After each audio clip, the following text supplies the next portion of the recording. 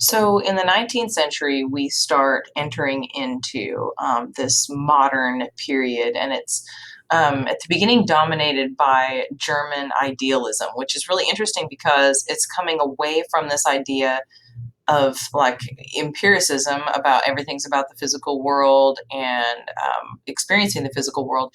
And instead, they start to recognize that there is a reality that isn't physical. And so you have three kind of versions of that real quickly. Fichte has this idea that there is a consciousness of the self, but that depends on something that's not part of the self. He has a distinction that's kind of famous. It's the I slash not I distinction. So that'll kind of, if you start thinking about that too much, it kind of bends you around in circles a little bit. Um, Schnelling thought that art and aesthetic beauty was what would be able to harmonize the difference between um, freedom, concepts like freedom and necessity, concepts like subjectivity and objectivity. He thought now artistic beauty is something that is not physical. So we see here these philosophers appealing to a reality that's not part of the physical world. Something that exists that is not physical. So this is a new idea.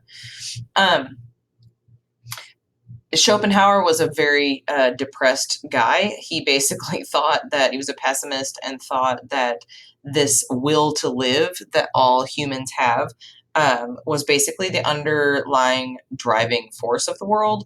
And so things like that basically dictated everybody's life and decisions. And so again, it was kind of very sort of gut level, like everybody's just trying to exist, everybody's just trying to survive, was kind of his view. Any kind of higher pursuits like happiness or love or anything above and beyond just survival was kind of fruitless to him. He did see like art and other aesthetic pursuits as a way to maybe overcome some of this frustration of this human condition. So that was kind of a small bright spot, but he was, like I say, a very depressed guy, kind of dark a little bit. Okay, then we get into probably the greatest German idealist, Hegel. So Hegel advanced some ideas of Aristotle and really made it brought it more into the modern world. So Aristotle has this idea of a dialectic, and he took that and said, yes, that is the way to interpret everything, including modern history. So the dialectic is you have a thesis, then you have an antithesis, and when you resolve them, so you have a thesis and then something that opposes it called the antithesis or the antithesis. When you resolve them, that's called synthesis, right? He applied that to the real world and thought, okay, basically we have a conflict and we have a resolution and then progress, and then a conflict and resolution and then progress, which is basically thesis, antithesis, synthesis. He thought that this is all, like all of history, everything that's happening is progressing towards what he called an absolute idea. Okay, so an absolute idea. But he basically said what's really changing is just people's minds, not really anything out in the world. It's just people's minds. So that was Hegel, really influential. Marx, which you may be familiar with, Karl Marx was really influenced by this dialectic, and he applied it to his analysis of history. So his theory, when he looks at things like class struggle, for example, that he wrote a lot about, he basically looked at social movements that were reactionary and saw them as this thesis, antithesis, synthesis process that provided and so his writing and his thinking provided a radical or a base for his more radical ideas of like socialism and communism, because he took this idea of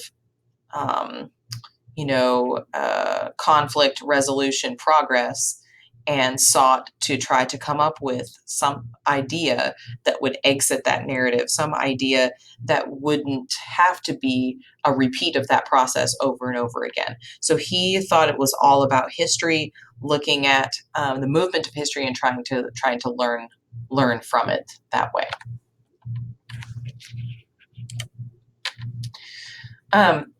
Also in the 19th century, we have more so in England anyway, we have the growth of a new concept called utilitarianism, which has a lot, like really large effects on ethics.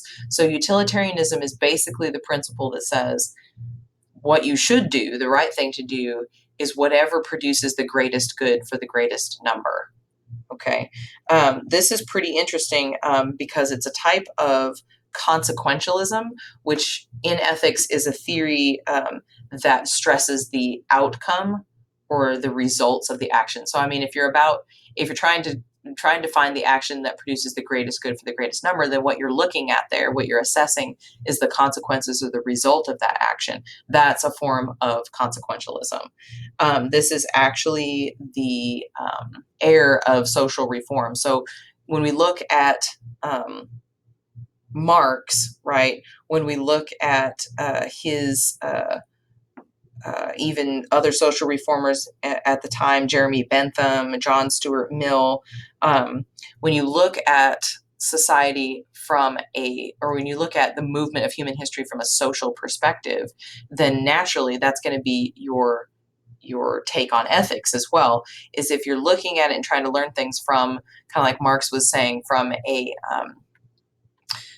conflict resolution progress type view and looking at the large sweeping movements of human societies, then when you look at ethics and try to come up with an ethical a normative ethical guideline, then it's going to sound something like this. So you're looking at greatest good for the greatest number because you're looking at it from a social perspective, a group perspective, rather than an individual perspective.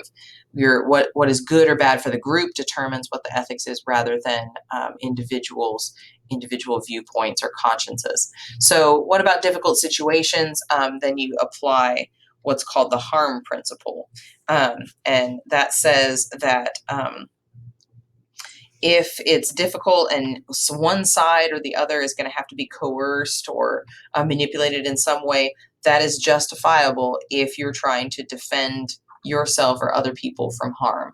So if you want to limit the amount of harm, if you can't figure out what the greatest good for the greatest number is, go for the one that's going to limit the amount of harm that's applied to the group. So that was going on in Europe. Across the pond in America, in the United States, they were having their own sort of renaissance themselves.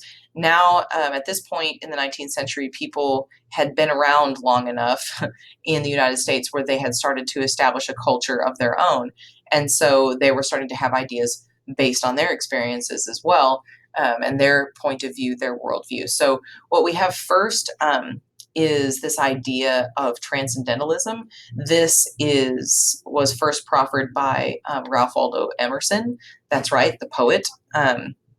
He was a fantastic poet, but he was also very philosophical in his writings. And so his idea was that he wanted to ground things in self-examination, in sensual experience, in inner mental essence. I mean, so he wanted to sort of transcend the external world. It's kind of a form of rationalism, but instead of thinking through it, it's like rationalism with experience in it. So he wanted to transcend some of these sort of hard and fast rules, and wanted to also transcend social boundaries and instead get into the inner, more spiritual life of a person. On the flip side of that, we have the introduction of pragmatism, which is very practical. When you think pragmatism, think practical.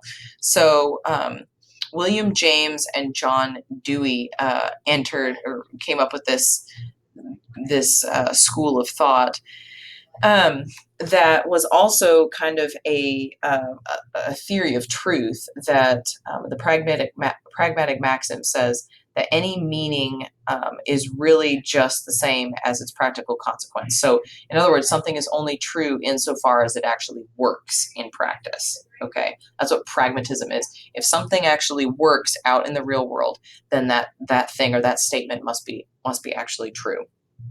So, from the United States, we get this idea of transcendentalism and also this idea of pragmatism.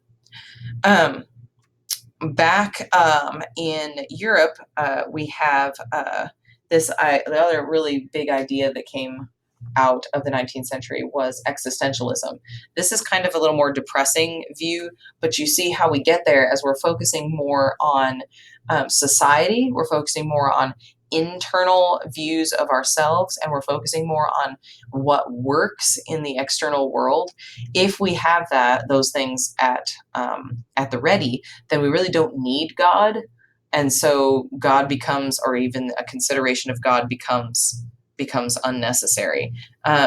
Nietzsche was the one who challenged this traditional foundations of Christianity, traditional morality, and basically said, this was his famous assertion, right? God is dead. He also kind of took that idea of the will to live and turned it into a more will to power. So he thought not only are humans guided just by a will to live or will to survive, but he thought that actually they're guided by a will to power. So everyone's always trying to one up their neighbor, and this guides their actions, which in my opinion is even a lot more depressing than the other view. The other person we have there that may be familiar to you is Kierkegaard.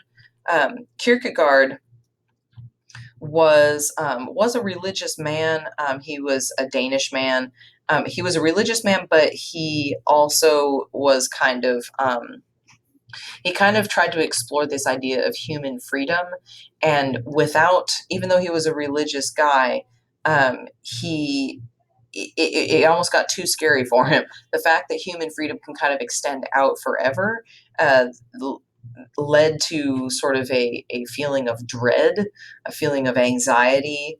Um, this was this idea of sort of um, existentialism in this sort of wondering, angsty type of an attitude is more what we think of when we think of existentialism now. Basically, we are just trying to survive, but we're also have the freedom to be powerful, and so we're trying to pursue that. But there's really no other end game because God is also dead, and so because of that, we have this feeling of angst and dread.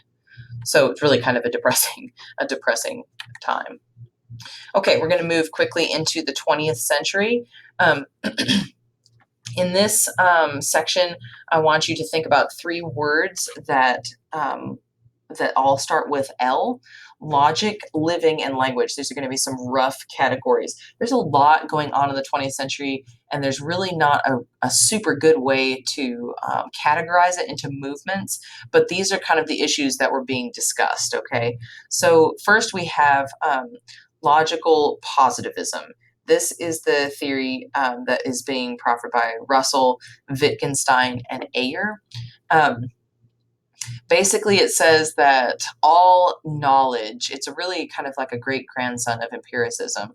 All knowledge has logical and scientific foundation, which means that meaning, true meaning, not just knowledge, but meaning, is only in math, logic, or empirical evidence that we can gather through the scientific method or through our senses. He also developed a really complicated picture theory of meaning. If you ever want to research that, it's pretty interesting. It's too complicated to go into here, but basically, they produce their thoughts. Like language is just a representation of your thoughts, which language then together leads to a structure. That structure produces a reality. That reality produces thoughts, and it kind of goes over and over in a cycle. So pretty interesting. Wittgenstein is probably one of the foremost philosophers, especially dealing with language. So if you're interested in that, He has that's his theory. Picture theory of meaning is Wittgenstein. Also, some ideas on living. So Ryle thought that basically your behavior is physical operations, which shouldn't be surprising to us. If meaning is only found in empirical evidence, then our behavior should be operated by just merely physical things. So that means that Moore took that and said, well, if our behavior is just physical operations, kind of like a machine, then that means we can't really do anything that's good necessarily in the way that we think of good.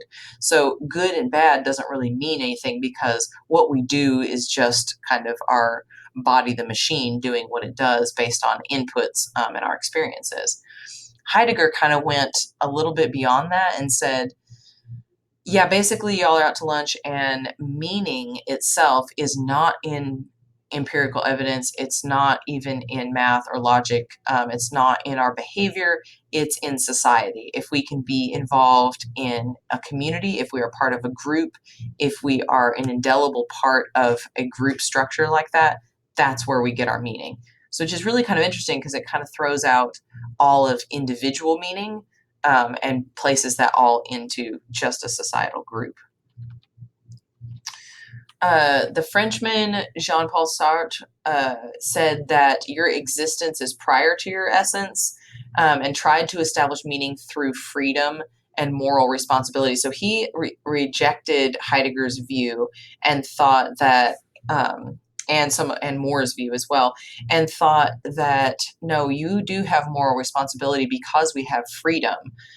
So look, you exist, but then you create what your essence is. Like you try to figure out what kind of thing that you are, and you do that through exercising your freedom. But with freedom comes your moral responsibility. So you need to establish meaning through your behavior matters, and you need to establish your meaning and your essence through those things. Okay, those are some thoughts on living and behavior. So then the other sort of really big kind of concept that really blew up in the 20th century and continues into the 21st century is ideas about language. And Foucault and Derrida are your two big names for this. There are three big theories regarding language, and then this also then in turn kind of bleeds into our ideas about how we interpret literature, how we approach written texts, especially texts where we don't have access to the author or to the author's intention. There are three big theories. One of them is structuralism, that basically wants to know what the structure of the text is, and that's where the meaning comes from. Another one is postmodernism, which is more like we call it a cafeteria style meaning, which means you go and look for the things that you think make the most sense and from different models, and then put that all together into your own new models. It's kind of like being at a cafeteria where you select what you want from a long list of things, and then that creates your own model. Deconstructionism. Deconstructionism questions all assumptions. So it's really not worried about and not having access to the author or having access to what the author's intention was, because the first step in deconstructionism is to throw that out. That's not important to assessing the meaning and to creating, basically was what deconstructionism does, creating a meaning for the text. They question all previous assumptions and instead identify what the reader is approaching the text with, and then the meaning becomes what the reader approaches the text with. So for example, if you approach the text from a feminist perspective, then the text will have a feminist meaning. If you approach the text from a LGBTQ perspective, then that's what the text is going to mean. And what happens in deconstructionism is that is what the text means, and so therefore it means a lot of different things all at the same time, which is really an interesting way to look at it.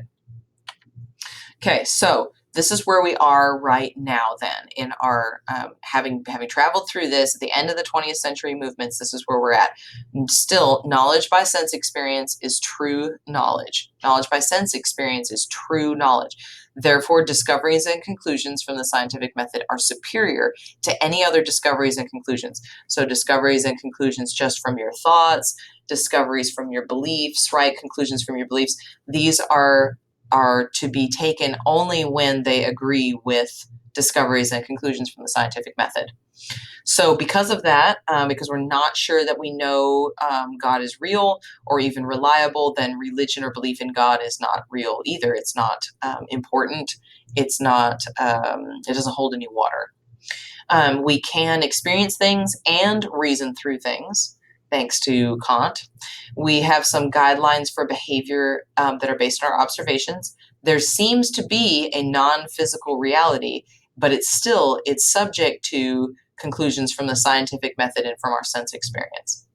And we don't really know what we think about language. There are some still theories out there and some really smart people on all sides, but basically everything is relative because we determine meaning, whether that's through society, whether that's through our moral responsibility, or whether that's through how we approach different texts. And there's an emphasis on pragmatism. There needs to be a practical aspect to our conclusions. There needs to our decisions. There needs to be some kind of benefit in the real world to the things that we think. And those things that do have benefit in the real world are the things that we prefer, and then therefore the things that we think are actually good.